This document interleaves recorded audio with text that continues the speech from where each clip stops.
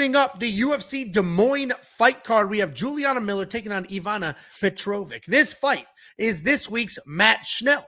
This is Matt Schnell versus Jimmy Flick, but the ladies, and they're going to be opening up the card instead of the featured prelim. We got Juliana Miller, 2-3 in her last 5. She is on an unfortunate 2-fight skid, but that's okay because she only has 6 fights in her entire career. She's taking on Ivana Petrovic, 7-2 in her entire career, 3-2 in her last 5. She's coming off that close decision loss. Juliana Miller's pretty inexperienced. I mentioned she only has 6 professional fights. That's almost nothing in this space, but she did somehow win the Ultimate Fighter for the season that she was on. She's not the most skilled fighter in the world, but she will work for your money. She's aggressive. She comes forward immediately. And while she's on her feet, she's just sort of sloppily trying to make something happen. She's going to try to drag you to the ground. On the ground, more the same. Doesn't really know what she's doing, but tons of pressure. She will fight for your money. And to her credit, she doesn't really know what she's doing because she's pretty new to this sport. I imagine over time, somebody as busy as her, as dedicated as her, putting in the work that she is putting in, she will improve. And we see somebody with only 6 professional fights. Every time they come out, you can expect some improvements. She is coming off that knockout loss to Elena Santos, where it was clear there needs to be more improvements. She's taking on Ivana Petrovic. Pretty well-rounded fighter overall. She's a busy striker, and then she'll turn into a grappler. Solid wrestling, heavy pressure with the BJJ. If she ends up on top, she's going to work you against the cage, drag you to the ground, immediately start looking for something. And she's coming off that split decision loss over Jamie Lynn Horth, where she was a little sloppy, but she was super tough. She was patient, and there were some moments of success.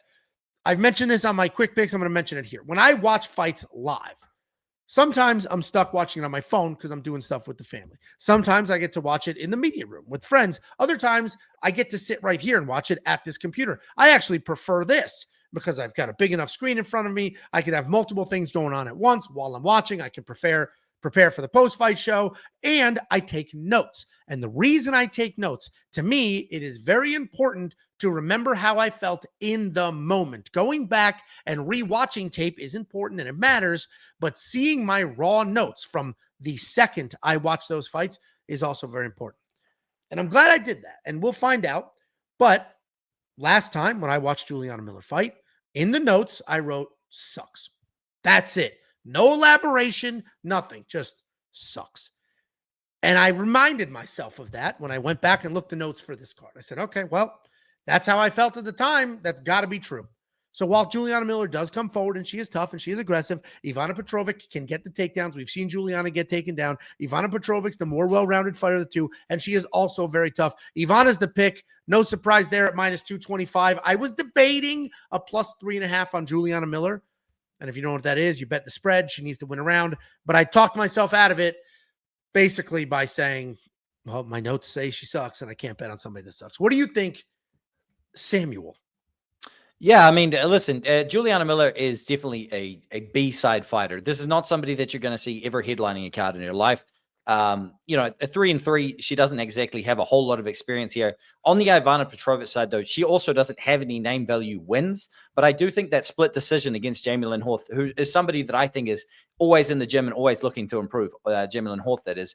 I think that showed that Ivana Petrovic is in there and is tough and is going to be able to, most importantly, in my eyes, be able to dictate where this fight takes place. I think if it's up to her, she can stop the takedowns of Juliana Miller. She can choose whether she wants to be on top or not, you know, and that will dictate where, if she has the striking success, she'll stay there. If she has success on the ground, and, you know, in these women's fights, that means a huge amount, particularly when neither of them are packing a whole lot of firepower. I expect the person who's able to dictate where the fight take place to be able to win this fight, most likely by decision. But I do think that if there is a finish, it's going to be Ivana Petrovic by ground and pound, by getting on top and just splitting Juliana Miller open with some elbows or some hammer fists. So that's where I'm going to lean. And I do think, you know, first fight of the night, if you want to have some action, get on that Ivana Petrovic line. It's not terrible. Yeah, I mean, you know, frankly, it is tough because I do like my lady overs, right? They probably, I'm making up a stat right now, but I can't imagine it's wrong. I would say 80% of the lady fights go over 2.5, and that's a ton.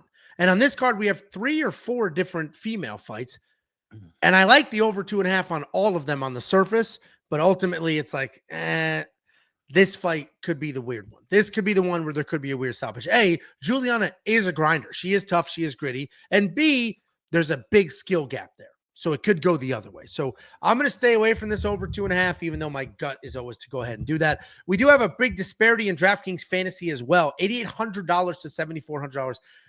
The $8,800 on the Ivana side is enticing if she's going to wrestle. If she is going to move forward, grind Juliana to the ground, get the takedowns, work on top. All of a sudden, she's going to score some points. It's 5 points per takedown. You get points for control time. You get points for signature. Okay. Are you typing on that keyboard with a hammer? Yeah.